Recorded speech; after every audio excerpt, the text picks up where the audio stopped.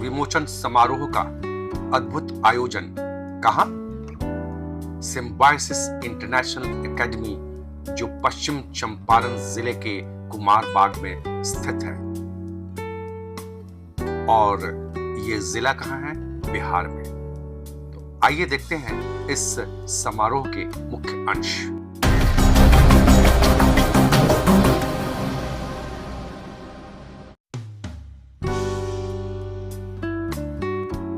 पिछले दिनों 20 जून 2024 को एक पुस्तक विमोचन समारोह का आयोजन किया गया सिम्बायोसिस इंटरनेशनल एकेडमी में। यह एकेडमी बिल्कुल नया है, पर अनोखा है, अद्भुत है। समारोह की शुरुआत दीप प्रज्वलन से की गई। Chairman sir, honorable director sir, honorable principal sir, special guests, teachers, and all my lovely students. Today we have gathered here to celebrate an auspicious occasion. Good morning to all of you. I welcome you, honorable chief guest and honorable chairman sir and honorable chief guest Dr. Ajay Kumar Ojha ji ने हमारे कार्यक्रम पुस्तक विमोचन समारोह में उपस्थित हुए हैं, जो कि x officer of Indian broadcasting service के वरिष्ठ अधिकारी तथा सुप्रीम कोर्ट दिल्ली में एडवोकेट भी हैं। एक बार जोरदार तालियों से उनका स्वागत करेंगे।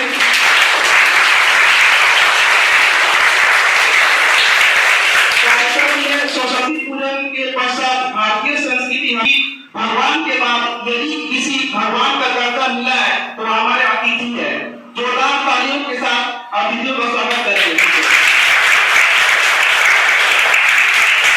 हम सभी जानते हैं कि राष्ट्र के निर्माण में लेखक या साहित्यकार की बहुत ही बड़ी भूमिका रही है।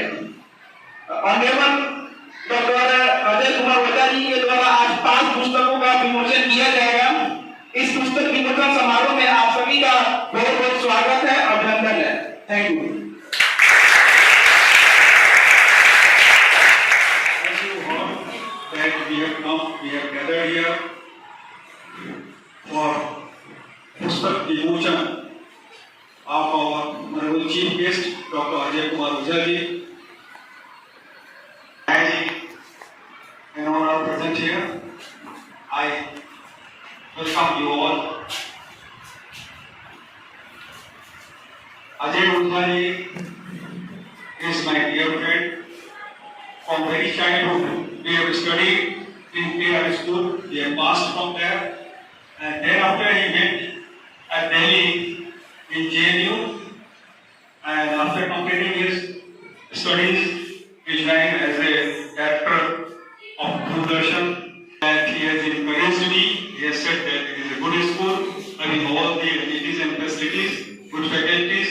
He has praised all these things. I am thankful to him. Now I would like to request my friend Ajay Ojha ji, Dr. Ajay Ojha, to come over with us and to say regarding the books and about himself. Give a big hands. Sit down. Stand up. Stand up. So बैठ और मैं आभार व्यक्त करूंगा रमेश पाठक जी का, इन्होंने मुझे अवसर दिया कि इस प्रांगण में, स्कूली प्रांगण में मैं अपनी पुस्तकों का लोकार्पण इन लोगों के माध्यम से करा सकूं और उन पुस्तकें बच्चों के बीच भी रहे जिनको थोड़ा सा वो उसका स्तर थोड़ा ये है, मेरे शिक्षक पढ़ सकते हैं, उनको बता सकते हैं। उसमें बहुत सारे शब्दों का, बहुत सारे पोर्टेबल बुक्स है, उसका वो सब उसके माध्यम से भी बच्चों को जानकारी दे सकते हैं। और जैसे जैसे बच्चे आगे पढ़ेंगे, उनकी हिंदी, संस्कृत, हिंदी, इंग्लिश और संस्कृत अच्छी होगी तो उस पुस्तक का वो आनंद उठा सकते हैं। बहुत सारे उसमें चीजें हैं जो बेटिया से रिलेटेड है। मेरे पिताश्री आचार्य रविन्द्रनाथ ओझा एमजे कॉलेज विद्यापीठ इंग्लिश के हेड ऑफ द डिपार्टमेंट के विभागाध्यक्ष थे और बहुत अच्छे, बहुत बड़े हिंदी के और अंग्रेजी और भोजपुरी और संस्कृत के लेखक भी थे, एज वेल एज वो वक्ता भी थे, काफी पावरफुल ओरेटर भी थे। वो हिंदी सलाहकार समिति के सदस्य भी रहे और उनकी कई पुस्तकें भी आई हैं।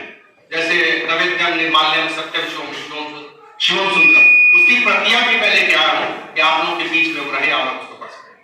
तो 5 पुस्तकें जो है उसमें 3 पुस्तकें जो जिसकी चर्चा में जो हिंदी में है वो भी पिताजी की रचनाओं पर, बाबूजी हम कहा करते थे, बाबूजी की रचनाओं पर ही आधारित है। और जिसमें पहला है बोल उठा खेत उसने, बोल उठा खेत उसने।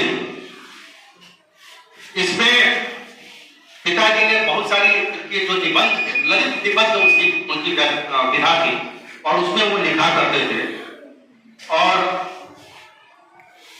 उसमें उन्होंने ग्रामीण परिवेश और ग्रामीण लोगों के बारे में और कुछ हमारे गांव से जुड़े हुए लोगों के बारे में, जो कई ऐसे गांव में लोग होते हैं जिस पर ध्यान नहीं जाता है कि उनका व्यक्तित्व तो महापुरुष का होता है, लेकिन वो चूंकि प्रकाशित नहीं हुए, हाईलाइट नहीं हुए, तो लोगों को जानकारी नहीं होती। तो उनका भी उन्होंने व्यक्तिगत रूप से साक्षात लिख करके उस पर लिखा है। फिर कौन कौन कौन ये सोच सकता है कि वो लिख सकता है कि बोल उठा खेत उस दिन, कि आचार्य रविंद्रनाथ ओझा जी के अपनी जन्मभूमि से संबंधित, अपने गांव से संबंधित प्रायः 80 के दशक में लिखे गए सदैव प्रासंगिक कालजयी ललित निबंधों का यह संग्रह न केवल उनकी जन्मभूमि से उनके अटूट लगाव को दर्शाता है, न केवल गांव की विरासत और उसके धरोहर को प्रलेखित करने के लिए उनके व्यावहारिक सोच को दर्शाता है, बल्कि दर्शाता है उनके मूलभूत उद्देश्य को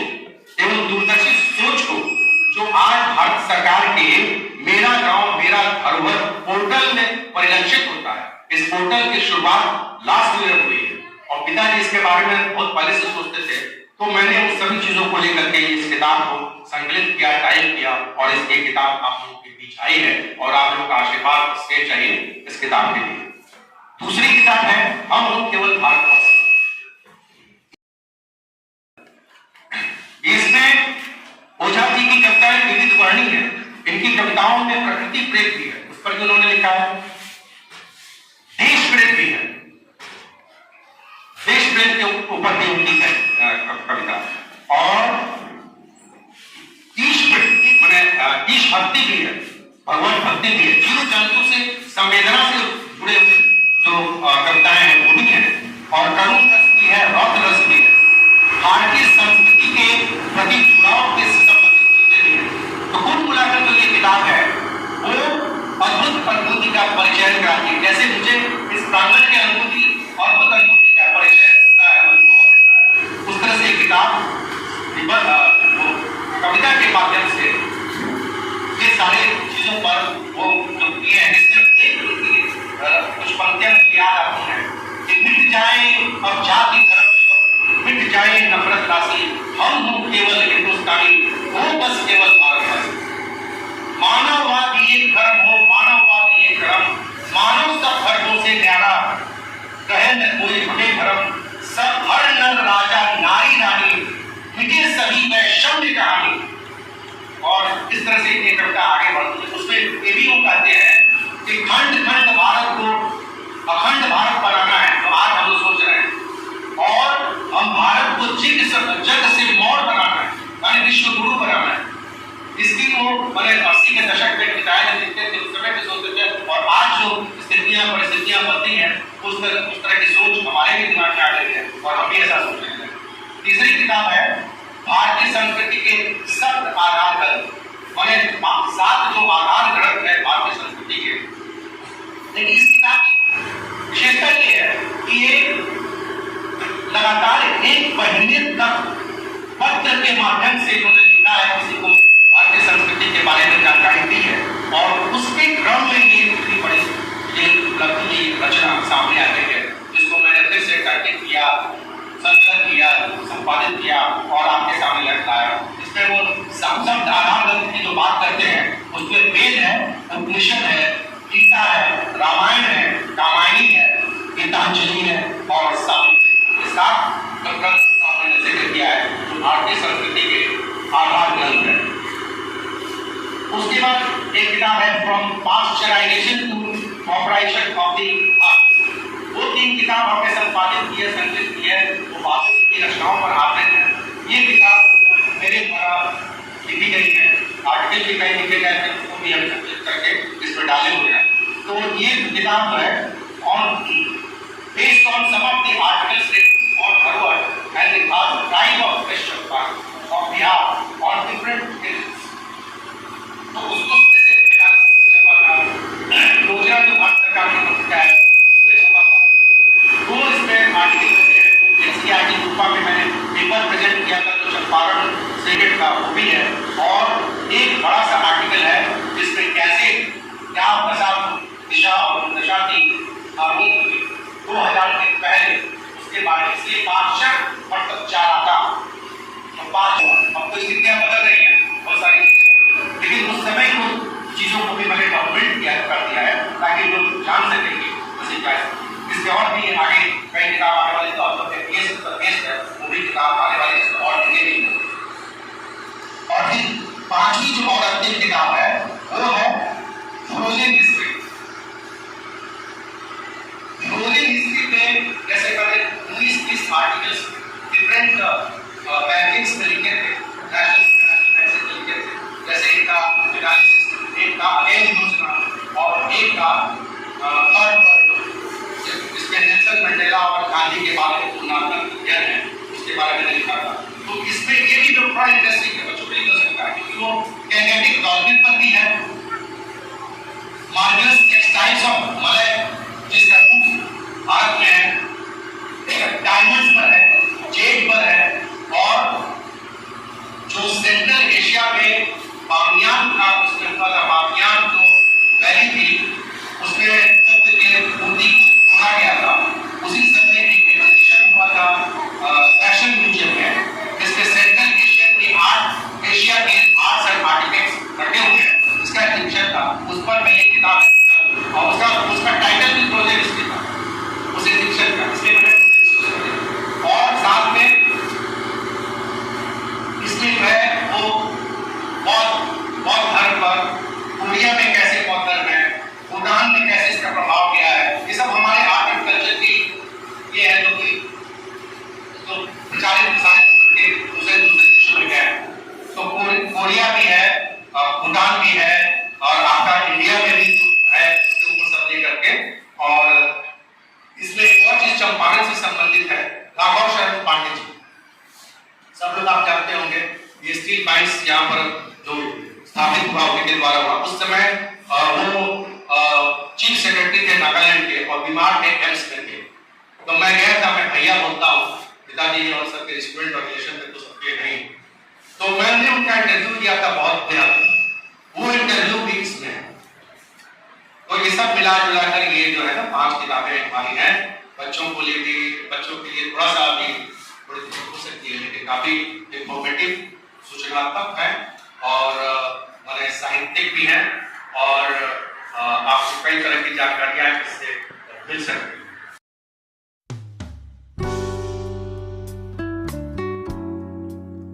इस अवसर पर मुख्य अतिथि द्वारा प्रतिभाशाली छात्र छात्राओं को प्रमाण पत्र भी प्रदान किया गया।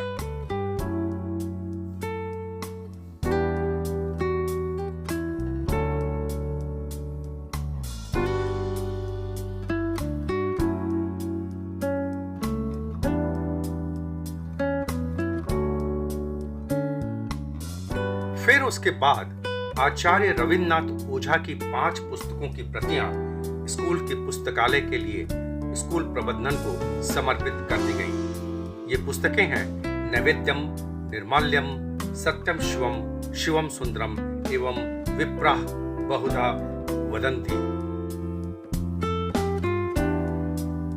और फिर पुस्तक का लोकार्पण, डॉक्टर अजय कुमार ओझा की 5 पुस्तकों का लोकार्पण वहां उपस्थित गणमान्य व्यक्तियों द्वारा किया गया। 5 पुस्तकों में से 3 पुस्तकें हिंदी में हैं, यथा बोल उठा खेत उस दिन, हम हों केवल भारतवासी तथा भारतीय संस्कृति के सप्त आधार ग्रंथ।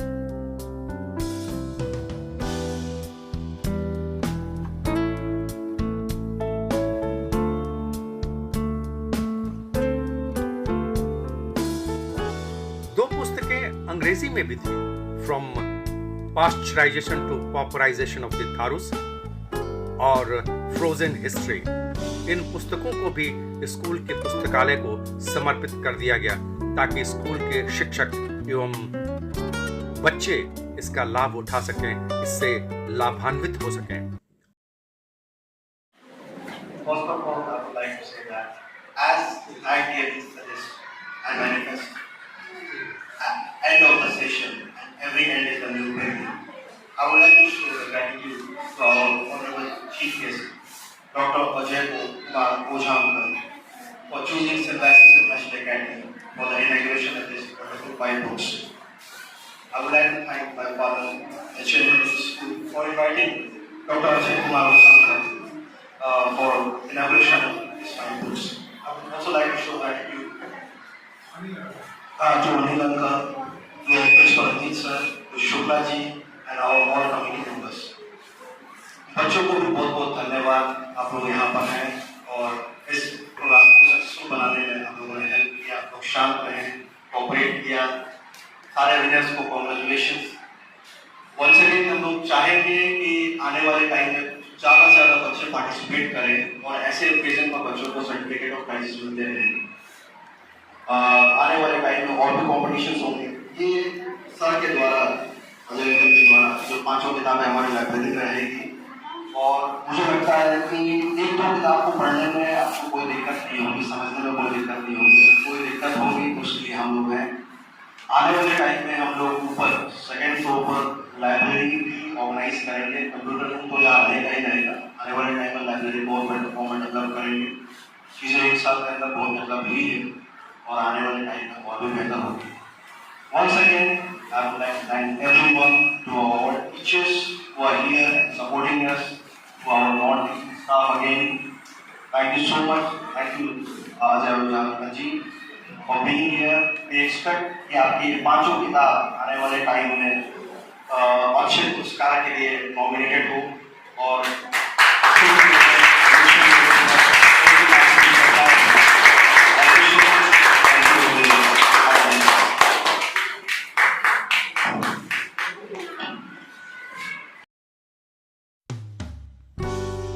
और अंत में फोटो सेशन। कुल मिलाकर समारोह काफी अच्छा रहा, अनुशासित रहा, व्यवस्थित रहा, ऊर्जावान रहा।